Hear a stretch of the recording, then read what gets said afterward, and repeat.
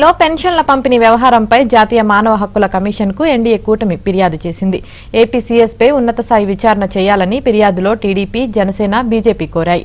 వాలంటీర్లను పక్కన పెట్టి ప్రత్యామ్నాయ మార్గాల్లో పెన్షన్లు పంపిణీ చేయాలన్న ఈసీ ఆదేశాలను సీఎస్ పక్కదారి పట్టించారని ఆరోపించారు.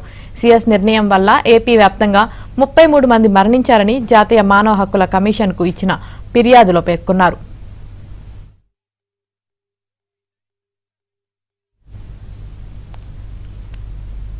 కదల్లేని స్థితిలో ఉన్న వారిని బలవంతంగా గ్రామ సచివాలయాలకు రావాలని వైసీపీ నేతలు ప్రచారం చేశారని, చివరకు అలా వెళ్లి చాలా మంది ప్రాణాలు కోల్పోయారని కూటమి నేతలు ఫిర్యాదులో తెలిపారు.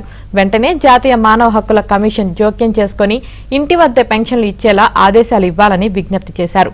వైసీపీకి అనుకూలంగా వ్యవహరించిన సీఎస్పై తీవ్ర చర్యలు తీసుకోవాలని కూటమి నేతలు కోరారు. అలాగే పెన్షన్ల నిధులు సమకూర్చడంలో విఫలమైన ఇతర అధికారులపై చర్యలు తీసుకోవాలని ఎన్డీఏ కూటమి కోరింది.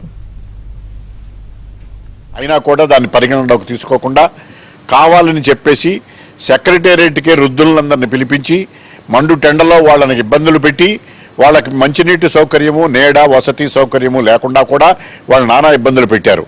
గవర్నమెంట్ పెట్టినటువంటి ఇబ్బందుల వల్ల కనీసం సుమారుగా 33,000 మంది వృద్ధులు ప్రాణాలు విడిచారు. ఇవన్నీ వీళ్ళందరూ కూడా ఇవి ప్రభుత్వ హత్యలుగా మేము భావిస్తున్నాం.